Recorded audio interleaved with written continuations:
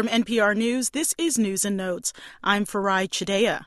Last week, DNA pioneer James Watson made the papers, but not for his Nobel Prize-winning work.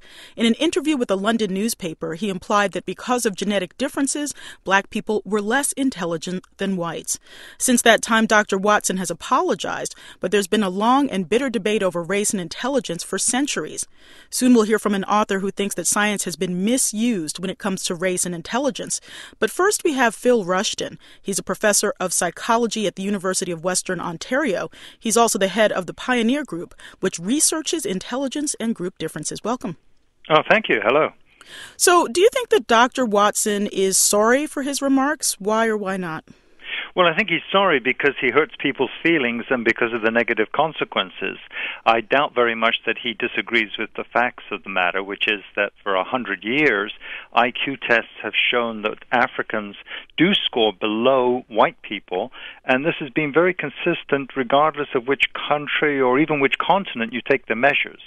So it's very consistent. It doesn't matter whether you go to East, West, or South Africa, or whether you come here to the United States or Canada, or if you go to the Caribbean like Jamaica and Haiti, or even down to South America like Brazil. The results are very clear that there's a 15 to 30 point IQ difference between blacks and whites. Just in brief, can I ask you... That's not controversial. What's controversial is why are they there? So very briefly define intelligence by your measures, and how do you measure it? Well, there's almost 100 different ways of measuring it, and they all kind of converge on the same conclusion, which is that there's a general factor. So it doesn't matter which tests you really use, they will tap into, either to a small extent or to a large extent, this general underlying factor called general intelligence.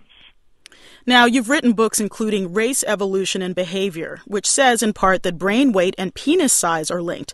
You told Rolling Stone magazine that, quote, it's a trade-off, more brains or more penis. You can't have everything. Now, how did you even decide to study this, and why do you think it's relevant? How did you even decide to study this, and why do you think it's relevant? Well, it's not, of course, and that's a total misquote, conflation of different things, hundreds of pages separate in a book. So that was a quote, though, that Rolling Stone said that you said. Is that accurate or inaccurate? No, it's inaccurate. What I said was that there's a relationship between brain size and IQ on the one hand, and that Africans do have a lower IQ and a slightly smaller average brain size. And this can be established using magnetic resonance imaging. It can be established using autopsies, skull measurements, external head size measurements. This data, too, is very convergent, although, of course, it's very unacceptable and makes people unhappy. It's very unpopular, let's put it that way. But let me go to a widely used medical textbook called Neuroscience. It has several authors, and it says, I'm quoting here, any program that seeks to relate brain weight, cranial capacity, or some other measure of overall brain size to individual performance ignores the reality of the brain's functional diversity.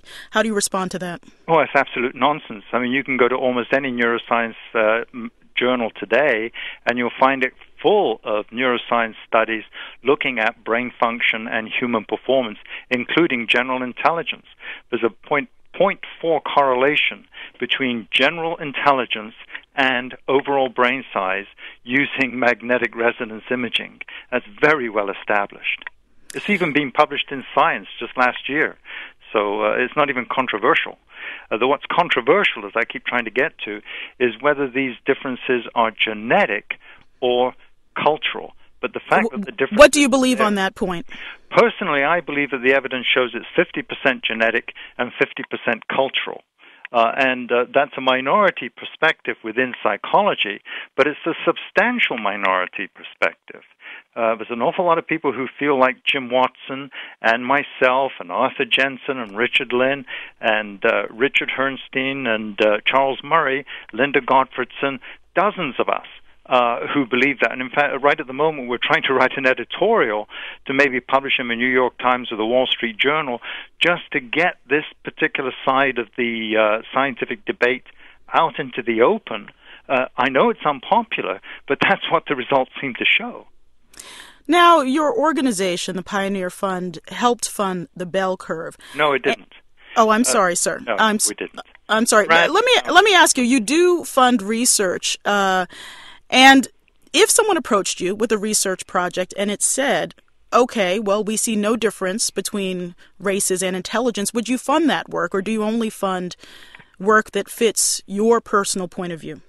No, what we want is somebody who will say, look, we notice the differences are there, but we think that it's due to, say, nutrition. And if we can put in a study that will look at nutritional factors, then to find out whether nutrition does or does not have the effect, then of course we'd fund it. In fact, we've tried to 2 or maybe 3 different times, and it keeps getting shot down by medical ethics approval places that says, oh no, you can't do this study because it presupposes that there's a difference between blacks and whites in IQ to begin with. Well, of course there is, but people don't even want to allow that to be put on the table to see whether it could be made to disappear, looking at something like environmental nutritional factors. Well, Professor, thank you for joining us. My pleasure. Thank you. Phil Rushton is the head of the Pioneer Group, which funds studies on behavioral genetics, intelligence, and group difference.